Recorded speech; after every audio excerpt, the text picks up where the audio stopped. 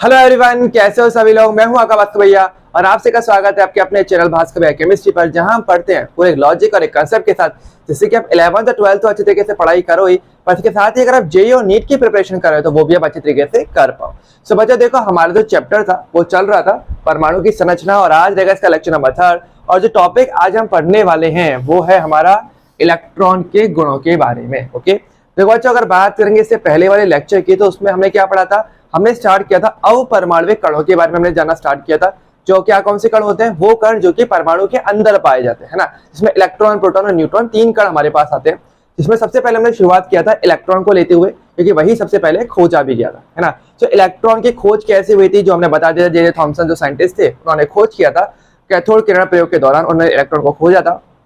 और फिर अब बात आती है कि खोज के बाद अब थॉमसन के पास ये सवाल आता है कि आपने चलो परमाणु, आपने इलेक्ट्रॉन के बारे में तो बता दिया, ठीक है कि ये परमाणु के अंदर होता है, पर सवाल ये होता है कि भाई इसके गुण क्या क्या होते हैं। ठीक है, कि देखो केवल इतना नहीं रहता कि आपने बस कोई चीज बोल दिया। साइंटिस्ट के ऊपर ये भी चीज रहती है कि अगर आप कोई चीज बता रहे हो, कोई चीज खोज कर रहे हो, तो उसके गुणों के बारे में भी कुछ व्याख्या करो। हर किसी के ऊपर ये वाला प्रेशर तो आता ही। ठीक है, तो थॉमसन ने फिर धीरे धीरे क्या किया, इसके कुछ गुणों के बारे में इसका पढ़ना स्टार्ट किया, कुछ एक्सपेरिमेंट किए जिससे इसके गुणों के बारे में बताया उसने।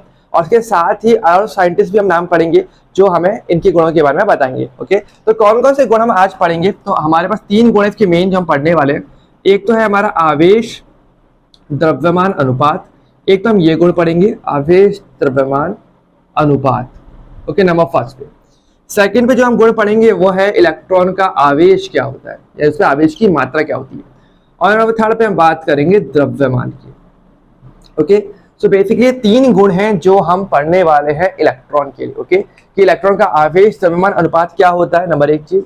दूसरा, इलेक्ट्रॉन पर आवेश की मात्रा क्या होती है। और तीसरा, इलेक्ट्रॉन का द्रव्यमान क्या होता है। तो अगर बात करें आवेश और द्रव्यमान की तो बिल्कुल सही बात भी है, क्योंकि इलेक्ट्रॉन आपको पता है कि ऋणावेशित कण होता है ना, लेकिन इसमें कितना आवेश होता है ये पता होना चाहिए। ओके, तो हमें ये तो जानना जरूरी है ही।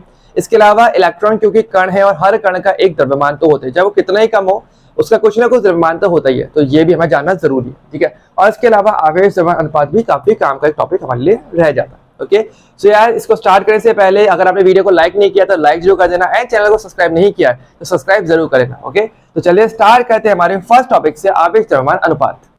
इलेक्ट्रॉन का जो आवेश द्रव्यमान अनुपात था, अब तो ये जो टर्म है पहले इस शब्द के बारे में थोड़ा सा हम समझते हैं, एंड देन किसने दिया, कैसे दिया, क्या एक्सपेरिमेंट किया, फिर हम उसके बारे में बात करेंगे। ठीक है, देखो अगर हम बात करें आवेश द्रव्यमान अनुपात तो बिल्कुल नाम के अकॉर्डिंग काम है। ठीक है, यानी कि आवेश द्रव्यमान अनुपात का मीनिंग यही कि आवेश और द्रव्यमान का जो अनुपात है, सिंपल मीनिंग। ठीक है, चलो जैसा नाम बिल्कुल वैसा काम, आवेश बटे द्रव्यमान यानी आवेश द्रव्यमान अनुपात। ठीक है, अच्छा एक बात ध्यान रखना, जो आवेश द्रव्यमान अनुपात है इसको एक दूसरे नाम से भी जाना जाता है। तो आवेश द्रव्यमान अनुपात को विशिष्ट आवेश के नाम से भी जानते हैं। ठीक है, पहले ये चीज थोड़ा ध्यान रखना, विशिष्ट आवेश। ओके, विशिष्ट आवेश के नाम से भी इसे जाना जाता है। ठीक है, तो आवेश द्रव्यमान अनुपात कह लो या विशिष्ट आवेश कह लो, एक ही बात है, तो टर्म शब्दों में कंफ्यूजन नहीं करना है। ठीक है, अच्छा आवेश को अगर बात करेंगे तो आवेश को नॉर्मली ई से प्रदर्शित किया जाता है और द्रव्यमान को आप स्मॉल एम से प्रदर्शित करते हो। तो ई बटे एम क्या है, इसका सिंबल हो जाता है, ये क्या इसका सिंबल। ठीक है, जिस चिन्ह के द्वारा इसको प्रदर्शित किया जाता है, तो ई बटे एम लिखा हो मतलब आवेश बटे द्रव्यमान, आवेश बटे द्रव्यमान, आवेश द्रव्यमान अनुपात या विशिष्ट आवेश, सबका मीनिंग एक ही होता है। हम एक ही शब्द की बात कर रहे हैं आवेश द्रव्यमान अनुपात के लिए। ओके, यानी कि इसके अंदर हम क्या निकालने वाले, सिंपल बात है, हमें पता चलता है कि इलेक्ट्रॉन के लिए इलेक्ट्रॉन का आवेश और इलेक्ट्रॉन के द्रव्यमान का अनुपात क्या रहेगा, वो बेसिकली निकालना आवेश द्रव्यमान अनुपात कहलाता है। ठीक है, सिंपल चीज, इसे ई बटे एम से आप प्रदर्शित करते हो, यानी इलेक्ट्रॉन का आवेश ऊपर है और इलेक्ट्रॉन का द्रव्यमान नीचे रखा गया है। ठीक है, ये चीज सिंपल बात होती है। ठीक है, अब देखो सवाल आता है कि इसको किस साइंटिस्ट ने बताया, तो सिंपल बात है, आपको साइंटिस्ट का नाम पता है। जिस साइंटिस्ट ने इलेक्ट्रॉन की खोज की थी उसी ने सबसे पहले इस गुण के बारे में बताया था। जे थॉमसन ने बेसिकली जो अपना एक्सपेरिमेंट किया था कैथोड किरण प्रयोग, उसी के अंदर ही उन्होंने थोड़ा सा और टेस्टिंग किया जिसकी मदद से वो बता पाए कि इलेक्ट्रॉन के लिए आवेश द्रव्यमान अनुपात की वैल्यू क्या होती है। ठीक है, तो कौन से साइंटिस्ट है, साइंटिस्ट का नाम ध्यान रखना, कौन से हैं हमारे, तो जे थॉमसन जो साइंटिस्ट है, जे थॉमसन, इन्होंने बेसिकली इसके बारे में बताया था, ये वैल्यू निकाल के बताई थी कि आवेश द्रव्यमान अनुपात इलेक्ट्रॉन के लिए क्या होता है। ठीक है, अब कैसे किया था, देखो बिल्कुल सिंपल बात है। तो यहाँ पर जो सेटअप बना हुआ है, इस सेटअप में हम आराम से समझेंगे कि बेसिकली किस तरीके से उन्होंने ये एक्सपेरिमेंट किया था और क्या क्या उन्होंने चेंज किया था अपने कैथोड किरण प्रयोग के अंदर। ठीक है, अब देखो वैसे अगर इसको बहुत ध्यान से देखो तो ये असल में कैथोड किरण प्रयोग ही है। अगर ध्यान से आप देखोगे ना तो ये कैथोड किरण प्रयोग का ही सेटअप है। ठीक है, कैसे है एक बार हम आराम से देखते हैं। ठीक है, तो ये क्या है आपका कैथोड किरण प्रयोग, उसी के अंदर ही उन्होंने थोड़ा सा चेंज किया था, छोटा मोटा, जिससे कि वो आराम से निकाल पाए थे कि हाँ भाई इसके लिए आवेश द्रव्यमान अनुपात की वैल्यू क्या है। अब कैसे कहते देखो, ध्यान से देखो, कैथोड किरण प्रयोग में आपको अच्छे से याद है कि क्या क्या था हमारे पास। कैथोड किरण प्रयोग में एक तो मेरे पास कैथोड था, मतलब एक तो परख मिली थी, परख मिली के अंदर क्या क्या था मेरे पास, एक कैथोड था एक एनोड था, दोनों को एक उच्च वोल्टेज की बैटरी से जुड़ा हुआ था, है ना। तो देखो यहाँ पर देखो, ध्यान दो, ये जो प्लेट आपको दिख रही है, ये जो गोलाकार प्लेट है, ये तो है आपका कैथोड। ठीक है, और ये जो बड़ी वाली जो गोलाकार प्लेट है, ये है आपकी एनोड। ठीक है, सिंपल चीज, कैथोड जिसपे भी अभी हमारे पास क्या है, नेगेटिव आवेश, और एनोड पे क्या है, पॉजिटिव आवेश होगा, बिल्कुल। क्योंकि देखो ये रही हमारी बैटरी, ये क्या है मेरी, ये मेरी बैटरी हो जाती है। ठीक है, ये मेरी बैटरी है। ठीक है, बैटरी के ऋण टर्मिनल से क्योंकि हमने जोड़ा है कैथोड को, तो कैथोड पे आ गया नेगेटिव, और बैटरी के धन टर्मिनल से हमने जोड़ा है एनोड को, इसी एनोड पे आ गया पॉजिटिव। सिंपल, बिल्कुल वैसे ही है। थोड़ा सा चेंज क्या किया, थोड़ा सा चेंज किसने, आगे की तरफ। कैसे, देखो एनोड के पीछे की तरफ देखोगे तो यहाँ पर ये जो गोलाकार आपको जगह दिख रही है, ठीक है, यहाँ पर हुआ है जिंक सल्फाइड का लेप। यहाँ पर क्या है, ये वही सेम जगह है, यहाँ पर क्या हो रखा है, यहाँ पर जिंक सल्फाइड ZnS का लेप हो रखा है। ठीक है, और आपको पता है ZnS कैसा पदार्थ है, एक प्रतिदीप्त पदार्थ होता है, जिसमें कोई भी चीज टकराएगी तो वो चमकेगी। तो कुछ ना कुछ वैसा ही है, बस इसकी आकृति थोड़ी सी अलग थी इस बार, लेकिन ये सेम ही चीज है। ठीक है, पर देखो यहाँ पर चेंज क्या किया इसने, चेंज इसने ये किया है कि यहाँ पर इसने विद्युत क्षेत्र और चुंबकीय क्षेत्र को साथ में लगा दिया। कैसे, देखो देखो ध्यान दो, ऊपर की तरफ देखो एक प्लेट है और नीचे की तरफ एक प्लेट है। ऊपर की तरफ जो प्लेट है उस पर पॉजिटिव आवेश धनावेश, और नीचे की तरफ प्लेट पर ऋणावेश, जो कि विद्युत क्षेत्र को दिखाती है। ठीक है, तो ये तो मेरे विद्युत क्षेत्र का काम कर रहे हैं दोनों। और चुंबकीय क्षेत्र आपको पता है कैसे बनता है, चुंबकों की मदद से बनता है। और चुंबक तो होता है दो ध्रुव, उत्तरी ध्रुव और दक्षिण ध्रुव, यानी नॉर्थ पोल और साउथ पोल। तो आपको दिख रहा होगा, देखो ये तो नॉर्थ पोल और ये साउथ पोल। तो यानी कि जे थॉमसन ने क्या किया था, उसने बस इतना किया कि जो कैथोड किरण प्रयोग की जो ट्यूब थी, उसमें बस थोड़ा सा चेंज ये किया कि उसने विद्युत क्षेत्र और चुंबकीय क्षेत्र को लागू कर दिया। ठीक है, और विद्युत क्षेत्र और चुंबकीय क्षेत्र को लागू करने के आधार पर, मतलब उन्हें किस तरीके से उसने अप्लाई करा, उसके आधार पर उसने इलेक्ट्रॉन के लिए विशिष्ट आवेश यानी कि अपना आवेश द्रव्यमान अनुपात उसने निकाला था। ठीक है, तो पहले ये पार्ट हम लिख लेते हैं कि जे थॉमसन ने क्या किया था। तो जे थॉमसन ने विद्युत तथा चुंबकीय क्षेत्र लागू कर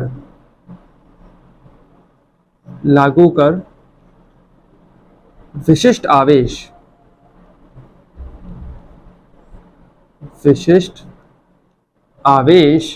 यानी कि क्या, यानी कि आवेश द्रव्यमान अनुपात, आवेश द्रव्यमान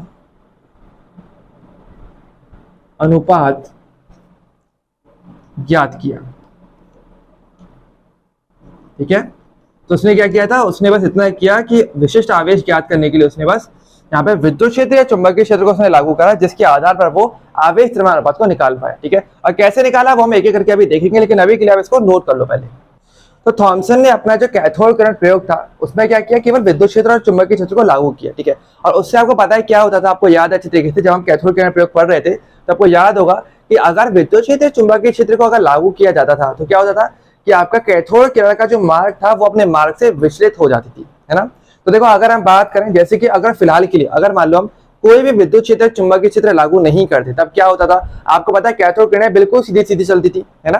यानी कि हमारी कैथोड किरण कैसे चलेगी, अगर मैं कोई भी विद्युत क्षेत्र चुंबकीय क्षेत्र को लागू नहीं करूंगा, ओके, तो क्या होगा, कैथोड किरणें कहां से चलेंगी, कैथोड से चलेंगी एनोड की ओर, और बिल्कुल एनोड क्योंकि होता था मेरा छिद्रित, जिस कारण से वो बिल्कुल सीधी सीधी निकल जाती थी और अपने जिंक सल्फाइड पे, इसके जो पर्दे पे टकरा दी थी, और यहाँ पर चमक मिलती थी, है ना, जिससे हमें पता चल जाता है। मान लो कि जब टकराती है तो ये सीधे सीधे चलती है और बी बिंदु पर आकर के टकराती है, जब कोई भी विद्युत क्षेत्र या चुंबकीय क्षेत्र लागू नहीं किया जाता। ठीक है, तो इस बार एक बार इसको लिख लेते हैं हम।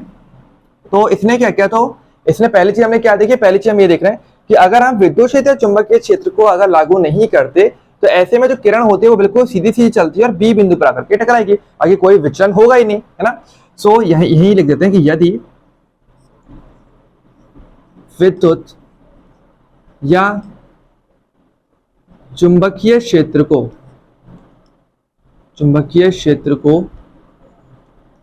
लागू नहीं किया जाता तो किरण कहां पे टकराती है, तो किरण बिना विचलित हुए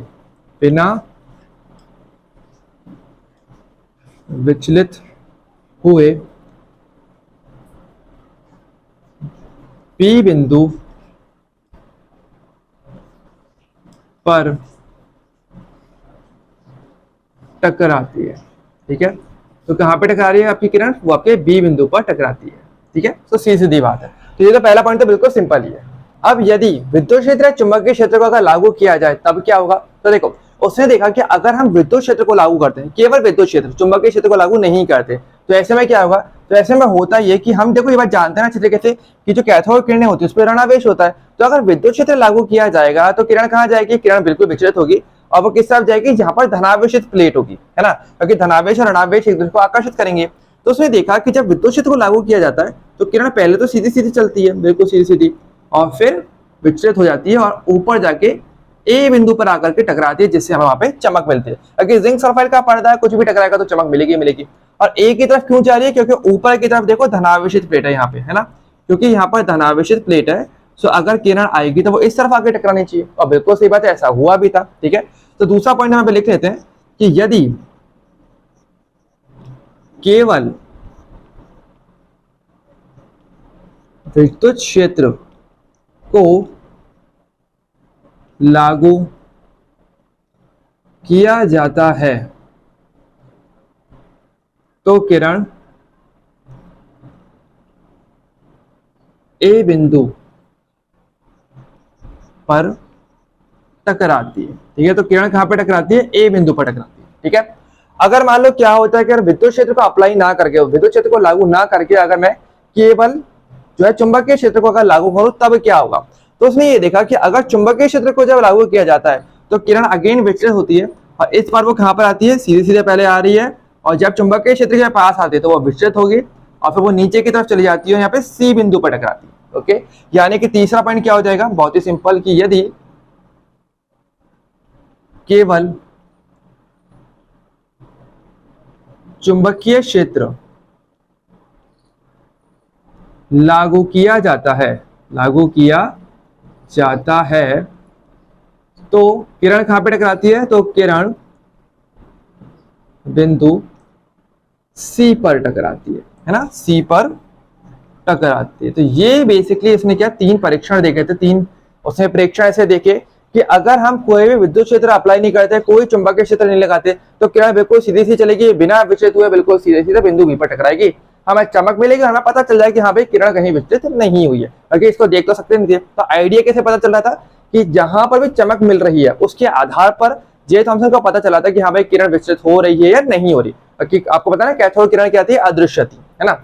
अच्छा, जब विद्युत क्षेत्र, उसने केवल विद्युत क्षेत्र लगाया, ओनली विद्युत क्षेत्र, तो उसने देखा कि जहां धनावेशित प्लेट थी उस तरफ वो गई, और धनावेशित प्लेट ऊपर की तरफ लगी हुई है, तो किरण क्या हुई? मार्ग से विचलित होकर के ऊपर की तरफ ए बिंदु पर आकर टकरा गई उसके पास। ठीक है, अगर केवल चुंबकीय क्षेत्र लगाया, विद्युत क्षेत्र बिल्कुल भी लगाते, तो किरण कहां जा रही थी? तो किरण नीचे की तरफ जा रही थी, तो नीचे की तरफ चमक मिल रही थी, क्योंकि तो पता चला था कि हाँ भाई किरण विचलित हुई है और नीचे की तरफ गई है, कहीं सी बिंदु पर जाकर वो टकराई है। तो ये बेसिकली तीन बातें उसने देखी थी। ठीक है, और चौथा उसने एक बार और ट्राई किया।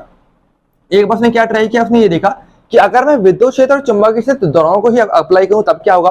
तो देखो सिंपल बात है, विद्युत क्षेत्र अगर अप्लाई करेंगे तो आपको पता है किरण कहां जा रही है? ऊपर की तरफ कहीं जाएगी, है ना। अगर मैं चुंबकीय क्षेत्र लगाऊंगा तो नीचे की तरफ लगेगी। ठीक है, अगर दोनों को ही एक साथ अगर हम लागू करें तो जो ज्यादा प्रबल होगा, जिसका प्रभाव ज्यादा होगा, किरण वहां जाएगी, है ना। अगर मान लो विद्युत क्षेत्र का प्रभाव ज्यादा है तो किरण कहां जाएगी? सिंपल बात है, ऊपर की तरफ जाएगी, क्योंकि उस प्रभाव में किरण ऊपर जाती है। अगर चुंबकीय क्षेत्र का प्रभाव ज्यादा होगा तो किरण नीचे जाएगी, है ना। तो दोनों की पावर, मतलब विद्युत क्षेत्र और चुंबकीय क्षेत्र, जिसकी भी पावर ज्यादा होगी किरण उसके अकॉर्डिंग चलेगी, है ना।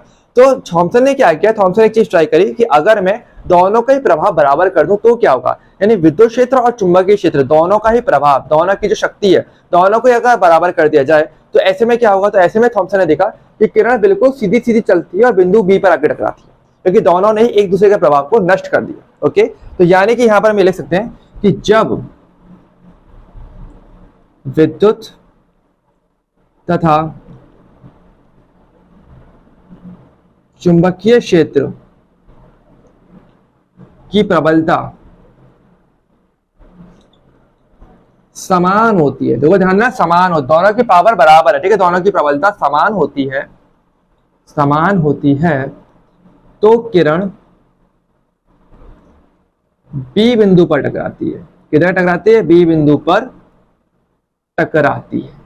और ये बिल्कुल वैसे ही टकरा रही है जैसे कि किरण बिल्कुल विचलित हुई नहीं, क्योंकि दोनों का प्रभाव एक दूसरे को नष्ट कर रहे हैं। ठीक है, सिंपल चीज कुछ ऐसे मान लो ना कि जैसे कोई चीज जैसे नीचे गिर रही है। ठीक है, अब कोई नीचे गिर रही है तो गुरुत्वाकर्षण बल तो नीचे खींच रहा है उसे, लेकिन मान लो मैं ऊपर से पकड़ रखा है तो गुरुत्वाकर्षण का प्रभाव तो खत्म हो गया ना। सेम वैसे दोनों एक दूसरे को कैंसिल कर देते हैं। ठीक है, तो विद्युत क्षेत्र ने चुंबकीय क्षेत्र दोनों के प्रभाव को एक दूसरे को इन्होंने निरस्त कर दिया, जिस कारण से किरण बिल्कुल सीधी सीधी चलती है और बी बिंदु पर आकर के टकराती है। तो ये बेसिकली कुछ परीक्षण थे, कुछ प्रेक्षण थे जो हमारे थॉमसन ने देखे थे, और इसी के आधार पर इसने बाद में फिर कैलकुलेशन किया और इलेक्ट्रॉन के लिए जो इलेक्ट्रॉन का आवेश द्रव्यमान अनुपात है वो ज्ञात किया था। ओके, पर इससे पहले आप एक बार इसको नोट कर लो। तो देखो अब हम बात करेंगे एक छोटे से इंपॉर्टेंट पॉइंट पे कि देखो हमारे पास हम जानते हैं कि विद्युत क्षेत्र और चुंबकीय क्षेत्र को लगाने पर क्या होता है, विचलन हो रहा है ना। लेकिन ये जो विचलन की जो मात्रा थी, कितना विचलन हो रहा है, ये किन किन बातों पर निर्भर करता है, एक छोटा सा पार्ट है जो आपके लिए इंपॉर्टेंट रहता है। तो इसमें थोड़ा सा समझ लेते हैं। क्या अब हम बात करेंगे पहले किस पे, थोड़ा सा कि विचलन के कारण क्या कहते हैं, कि विचलन के कारण कि किन कारणों से ओवरऑल ये विचलन जो हो रहा था विद्युत क्षेत्र चुंबकीय क्षेत्र लगाने पर वो कैसे कैसे हो रहा था, कौन कौन से कारक इसको प्रभावित करते थे विचलन को, अब उसकी बात करेंगे। ठीक है, सबसे पहले हम बात करेंगे ऋणावेश की मात्रा पर। ठीक है, ऋणावेश की मात्रा ये सबसे पहला वाला कारक है। ठीक है, कैसे देखो समझो, आपको पता है कि जो कैथोड किरण है यानी जो हमारे जो इलेक्ट्रॉन है, सही कहता है, आपको पता है कैथोड किरण क्या, इलेक्ट्रॉन ही तो थे। तो ये जो इलेक्ट्रॉन है क्योंकि इस पर ऋणावेश था इस कारण से विचलन हो रहा था, क्योंकि देखो आपको पता है ना कि विद्युत क्षेत्र लगाने पर या चुंबकीय क्षेत्र लगाने पर विचलन का मेन कारण क्या था कि अगर आपका जो कण है उस पर आवेश होगा, और कौन सा आवेश, ऋणावेश, उस कारण से तो विचलन हो रहा है। क्योंकि ऋणावेश नहीं होता तो ये प्लस या माइनस किसी भी सिरे की ओर आकर्षित नहीं होता। लेकिन आकर्षण का मेन रीजन क्या था, क्योंकि आपके कण पर आवेश था, कौन सा आवेश, ऋणावेश। तो ये देखा जाता है कि जितनी ज्यादा आवेश की मात्रा होगी यानी जितना ज्यादा ऋणावेश की मात्रा जितनी ज्यादा होगी उतना ही ज्यादा विचलन भी होगा, उतना ज्यादा आकर्षण भी बनेगा, है ना। सो वही वाली बात है कि ऋणावेश की मात्रा सबसे पहला पॉइंट इसमें आता है। तो क्या लिखा जाएगा कि ऋणावेश की मात्रा अधिक होने पर, ऋणावेश की मात्रा अधिक होने पर विचलन कैसा होगा, विचलन अधिक होगा।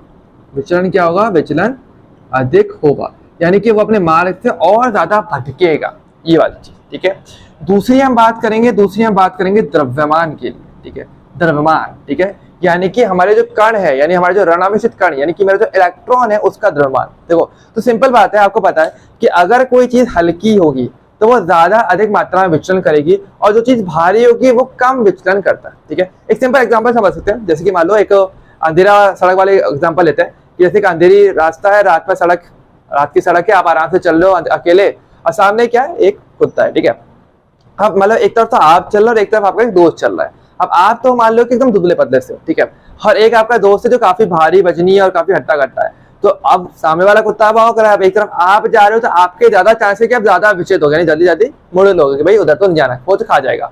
लेकिन जो भारी तगड़ा आदमी है वो तो उल्टा उसे भगा देगा और सीधे सीधे निकलता बनेगा, है ना। तो वही चीज यहाँ पर होगी, क्या द्रव्यमान अगर कम होता है तो सिंपल बात है कि उसको हटा पाना या उसको खिसका पाना या उस पर थोड़ा सा भी बल लगा के खिसकाना बहुत इजी हो जाता है। ठीक है, तो यानी द्रव्यमान कम होने पर विचलन ज्यादा होता है और द्रव्यमान के अधिक होने पर विचलन कम होगा, क्योंकि उस स्थिति में उसको अपने पथ से हटाना आसान काम नहीं होता। ठीक है, तो यहाँ पर ये कह सकते हैं द्रव्यमान हमारा सेकंड पॉइंट है। तो क्या बोलता है कि कम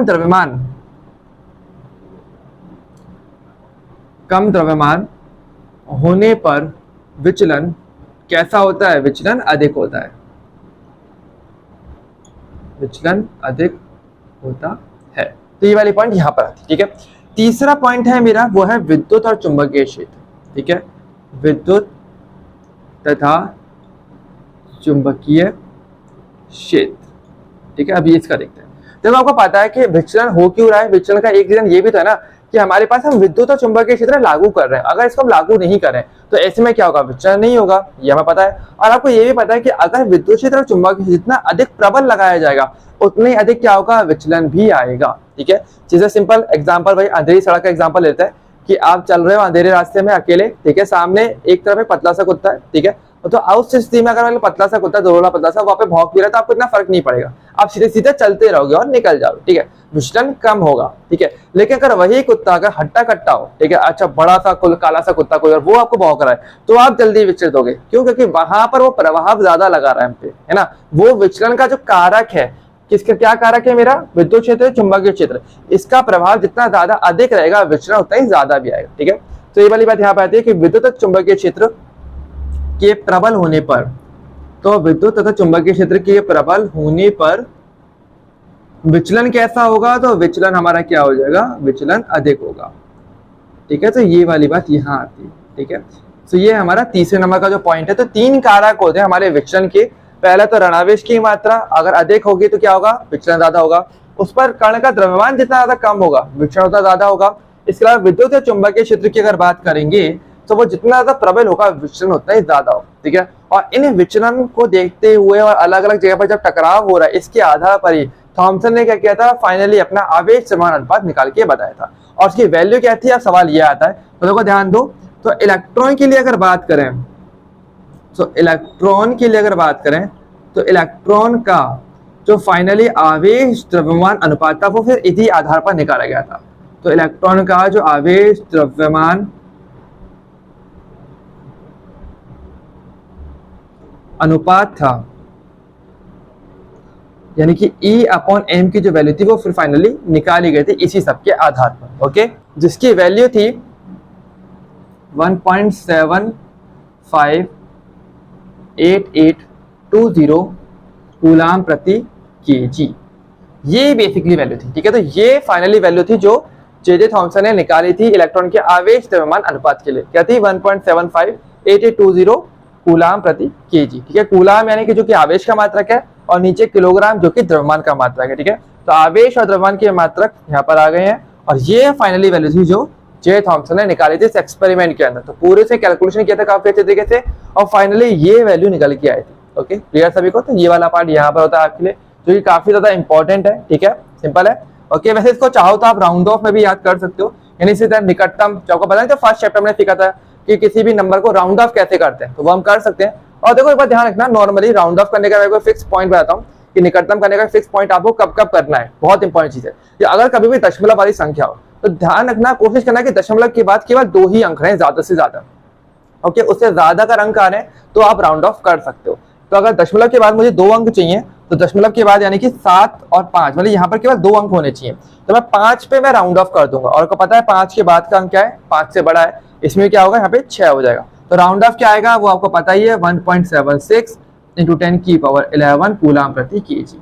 ये है निकटतम मान या लगभग मान। तो यहाँ पे मैंने दशमलव के बाद केवल 2 ही अंक रखने थे, तो मैंने 5 पे इसको राउंड ऑफ कर दिया। तो इसको ऐसे भी लिख सकते हैं। ठीक है, और ये चीज हम कहाँ सीखते हैं, चैप्टर नंबर फर्स्ट में, तो उसको आप जरूर अच्छे से देख करके रखना। ठीक है, तो फिलहाल के लिए ये वाला पार्ट आपका इलेक्ट्रॉन का आवेश समानुपात यहाँ पर क्लियर हो जाता है। अब इसके बाद हम देखेंगे इलेक्ट्रॉन का आवेश, तो उससे पहले इसको एक बार नोट करो। अब हम बात करेंगे हमारे नेक्स्ट टॉपिक पे, जो है इलेक्ट्रॉन का आवेश क्या होता है। ठीक है, तो देखो थॉमसन की अगर बात करें तो उसने इलेक्ट्रॉन के लिए आवेश समानुपात अनुपात तो बताया। ठीक है, लेकिन इलेक्ट्रॉन का जो आवेश था वो थॉमसन ने नहीं बताया था, ये बात ध्यान रखना। इलेक्ट्रॉन के आवेश को जिस साइंटिस्ट ने बताया था उनका नाम था R.A. मिलिकन। ओके, क्या नाम था, R.A. मिलिकन। ओके, इन्होंने बेसिकली एक एक्सपेरिमेंट किया था जिसके आधार पर इन्होंने इलेक्ट्रॉन का आवेश, एग्जैक्टली क्या आवेश होता है वो चीज बताई थी। ठीक है, तो R.A. मिलिकन बेसिकली वो साइंटिस्ट थे जिन्होंने बताया था, और जो प्रयोग था, प्रयोग का नाम क्या था हमारा, प्रयोग का नाम था मिलिकन का तेल बिंदु प्रयोग। ठीक है, मिलिकन का तेल बिंदु प्रयोग। ठीक है, इस प्रयोग के द्वारा जो बेसिकली उन्होंने क्या है, अपने इलेक्ट्रॉन का एग्जैक्ट आवेश बताया था। ठीक है, हालांकि देखो ये बात हम ऑलरेडी जानते हैं कि इलेक्ट्रॉन पर ऋणावेश होता है, लेकिन सवाल ये आता है कि कितना आवेश की मात्रा होती है। तो मात्रा हमें पता करें तो वो जो नंबर वाली जो वैल्यू है ना, वो मिलिकन ने बताई थी। कैसे बताई थी, तो हम इसका सेटअप एक बार देखते हैं, और सेटअप के आधार पर हम बताएंगे कि बेसिकली क्या इसने आवेश निकाल के बताया था। ठीक है, तो देखो बहुत ध्यान से देखना इसके अंदर, क्योंकि बहुत सारे शब्द हैं जो आपको नहीं पता समझने के हैं, इसलिए बहुत ध्यान से आपको अच्छे से एक एक चीज को समझना। ठीक है, तो सेटअप बहुत ही सिंपल था। इसने क्या लिया, इसने बेसिकली पात्र लिए गोलाकार, ऐसे से पात्र ले लिया। पात्र में देखो उससे काफी सारी चीजें सेट करी। कैसे कहते हैं, देखो एक तो सेट किया एक कणित्र। कणित्र क्या होता है, कणित्र मतलब होता है एक तरीके से स्प्रे। जो स्प्रे होती है ना उसको हिंदी में आप कणित्र कहते हो। इसका काम क्या होता है आपको पता है, स्प्रे क्या करती है, पानी की स्प्रे नहीं होती क्या, तो उसमें क्या होता है अंदर पानी भरा हुआ रहता है, जैसे स्प्रे करते हो क्या होता है, पानी की छोटी छोटी बूंदें आपको मिल जाती है ना, यानी कि छोटे छोटे कण मिल जाते हैं। सेम चीज यहाँ पर था, कणित्र का काम यही था कि इसके अंदर क्या था, यहाँ पे तेल भरा हुआ है। देखो यहाँ पर ये जो स्पेस ना, यहाँ पर भरा हुआ तेल, यहाँ पर क्या है, तेल भरा हुआ है। और जैसे कणित्र क्या करेगा, कणित्र स्प्रे करेगा और तेल की छोटी छोटी बूंदें यहाँ पर बन जाएंगी इस ऊपर वाले एरिया के अंदर। ठीक है, तो यानी कणित्र का काम क्या, स्प्रे करना। ठीक है, तो वो चीज है। इसके अलावा यहाँ पर क्या था, यहाँ पर थी 2 प्लेटें, धनावेशित और एक ऋणावेशित। तो एक प्लेट तो ऊपर की तरफ थी आवेशित प्लेट, ठीक है, जिसपे धनावेश था, और एक थी ऋणावेशित प्लेट, ठीक है, ऋणावेशित प्लेट नीचे की तरफ थी, ठीक है। इसके अलावा जो ऊपर की तरफ जो धनावेशित प्लेट थी उसमें एक छिद्र बना था, बहुत ही छोटा सा छेद इसमें ऊपर की प्लेट में बनाया हुआ है। इसके अलावा हर एक चीज में प्रॉपरली निगरानी करने के लिए यहाँ पर दूरबीन लगा रखी है ताकि वो अच्छे तरीके से सब कुछ देख पाए, और साथ ही यहाँ पे इसने एक एक्स किरण का एक स्रोत भी लगा रखा है। यहाँ पर क्या है, एक्स किरण का एक स्रोत, जो एक्स किरण है जो होती है, जो एक्सरे जिनको आप कहते हो ना, जो आपके हॉस्पिटल में जो काम में ली जाती है कि अभी कभी फ्रैक्चर हो जाए, हड्डी टूट जाती है, एक्सीडेंट हो जाता है, तो ऐसे में एक्सरेज का यूज किया जाता है ना कि अंदर के कंकाल को देखा जा सके, है ना, कि हड्डियों की क्या व्यवस्था है या कुछ प्रॉब्लम तो नहीं हुई। तो वही सेम एक्सरेज का उसने यहाँ पर भी किया था, ठीक है। तो ये बेसिकली ऐसे करके इसने पूरा सेटअप बनाया था। अब कैसे कैसे सेटअप ने वर्क किया था वो हम थोड़ा समझ लेते हैं। देखो होता ऐसे है, शुरुआत कहाँ से होती है, सबसे पहले शुरुआत ऐसे होती है कि जो मिलिकन क्या करता है कि कर्णित्र का उपयोग करके तो तेल की जो बूंद यहाँ पर है, तेल जो यहाँ पे भरा हुआ है कर्णित्र के अंदर, उसको वो स्प्रे करता है, उसको छिड़काव करता है यहाँ पर, जैसे कि तेल की छोटी छोटी बूंदें यहाँ ऊपर इस एरिया में इकट्ठी हो जाती है, ठीक है, आवेशित प्लेट के ऊपर की तरफ, ठीक है। स्प्रे करेगा वहीं जाएगा, जैसे ना धुंध की तरह, जैसे बिल्कुल वैसे जैसे सर्दियों में धुंध होती है ना, बिल्कुल उसी प्रकार से यहाँ पे छोटी छोटी तेल की बूंदें इकट्ठी हो जाती हैं। अब वही बात है कि भाई आपको पता है गुरुत्वाकर्षण बल पृथ्वी अपना काम करेगी, और गुरुत्वाकर्षण बल के कारण ये बूंदें नीचे गिरना स्टार्ट होंगी, और बूंदें क्या करेंगे, छोटी छोटी ये जो छेद है, छोटे सा छेद, यहाँ से वो नीचे गिरना स्टार्ट होंगे, ठीक है। तो क्या होगा, बूंदें यहाँ से गिरेंगी और यहाँ बीच में कहीं, जैसे मान लो ये बूंद है वो यहाँ पर आ गई, छेद से गिरी बूंद, और वो यहाँ नीचे इन दोनों प्लेटों के बीच में आ जाएगी, ठीक है। अब जैसे वो गुरुत्वाकर्षण बल के प्रभाव में गिर रही है, दूरबीन से मिलिकन एक तरफ देख रहा है कि हाँ ये बूंद मेरी लगातार गिर रही है ऊपर से नीचे, ठीक है। अब होता क्या है, होता यह कि जैसे ये एक्स किरण है इस बूंद से आकर के टकराएंगी, ये बूंद क्या हो जाएगी, ये हो जाएगी आवेशित। ये एक्स किरण जैसे ही इस बूंद से टकराती है, ये बूंद आपकी आवेशित हो जाती थी, ठीक है, यानी कि इस पर आवेश बन जाता था, ठीक है। अब आवेश बनने से क्या फर्क पड़ता था, बिल्कुल फर्क पड़ेगा, क्योंकि आपको पता है कि अगर आवेश एक तरफ बन जाएगा तो इस पर कौन सा आवेश बनेगा, ऋणावेश। अब होगा उससे क्या, होता इससे ये था कि ऊपर की तरफ देखो एक आवेशित प्लेट है धनावेशित, और नीचे की तरफ ऋणावेशित प्लेट है, और आप जानते हो विपरीत आवेश एक दूसरे को आकर्षित करेंगे, यानी जैसे इस बूंद पर आवेश बन जाएगा, ये आवेशित बूंद धनावेशित प्लेट के द्वारा आकर्षित होती थी, ठीक है। इससे क्या फर्क पड़ता था, इससे फर्क ये पड़ता था कि देखो आपको पता है ऊपर की तरफ से बूंद जैसे नीचे गिर रही है गुरुत्वाकर्षण की वजह से, लेकिन ऊपर की तरफ एक धनावेशित प्लेट है और इस बूंद पे ऋणावेश है, तो ऊपर की प्लेट इसको ऊपर आकर्षित करना चाहिए, यानी कि गुरुत्वाकर्षण के विपरीत एक बल कार्य करना स्टार्ट कर देगा जो बूंद को नीचे गिरने से रोकेगा। ओके, तो यहाँ पर क्या है, बूंद एक तरफ से नीचे गिरना चाह रही है स्वतंत्र रूप से गुरुत्वाकर्षण बल की वजह से, लेकिन ऊपर की तरफ जो आवेशित प्लेट है धनावेशित प्लेट, ये इसको आकर्षित करती है और नीचे गिरने से रोक रही है, ठीक है। तो मिलिकन ने क्या किया, यहाँ पर ये जो आवेशित प्लेट थी इन पर विद्युत क्षेत्र को नियंत्रित करते हुए उसने इस बूंद को नीचे गिरने से रोका, ठीक है। और वो दूरबीन से सब कुछ देख रहा है अच्छे तरीके से कि हाँ भाई बूंद यहाँ पे हवा में रुकी हुई है, एकदम हवा में, वो ना नीचे गिर रही ना वो ऊपर जा रही, तो वो आवेशित प्लेटों पे जो आवेश की मात्रा है, जो इनमें विद्युत क्षेत्र की जो मात्रा है, उनको वो प्रॉपरली कंट्रोल कर रहा है, नियंत्रण कर रहा है, जिस कारण से वो बूंद का गिरना रोक पा रहा है, ठीक है। इस आधार पर वो ये भी डिसाइड कर सकता है कि बूंद कब नीचे गिरेगी, या बूंद को ऊपर की तरफ खींचना है वापस, तो कितना आवेश ऊपर आना चाहिए, जिस आधार पर वो आवेश को अच्छे तरीके से कैलकुलेट कर पाता बहुत ही इजी वे में, ठीक है। और इसी आधार पर इसने क्या किया था, फाइनली इलेक्ट्रॉन का आवेश निकाल के बताया था।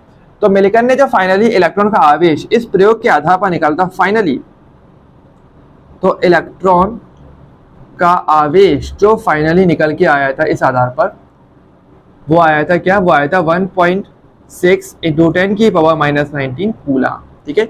ये था बेसिकली इलेक्ट्रॉन पर आवेश की मात्रा, जो फाइनली मिलिकन ने पूरे एक्सपेरिमेंट में जब बाद में कैलकुलेशन किया तो उसको ये वैल्यू निकल के आई कि इलेक्ट्रॉन पर जो आवेश होता है वो 1.6 × 10⁻19 कूलम होता है, ठीक है। हालांकि देखो आपको पता है कि ऋणावेश है तो यहाँ पर आप माइनस लगा सकते हो, माइनस क्या दिखा रहा है, ऋणावेश होता है इलेक्ट्रॉन में, बिल्कुल सिंपल बात है, और ये क्या इसकी वैल्यू हो जाती है, ये उसका मात्रा होता है, आवेश का मात्रा कूलम होता है, ठीक है। तो ये चीज यहाँ पर आती है, काफी ज्यादा इंपॉर्टेंट आपके लिए रह जाती है, ठीक है।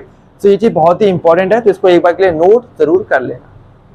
अब बात करेंगे हमारे सबसे लास्ट टॉपिक पे, जो है इलेक्ट्रॉन का द्रव्यमान क्या होता है, ठीक है। तो देखो हमने इलेक्ट्रॉन के दो गुण अभी हम निकाल चुके हैं ना, कौन कौन से, पहला गुण जो हमने देखा है वो कौन सा है, इलेक्ट्रॉन का आवेश द्रव्यमान अनुपात, है ना।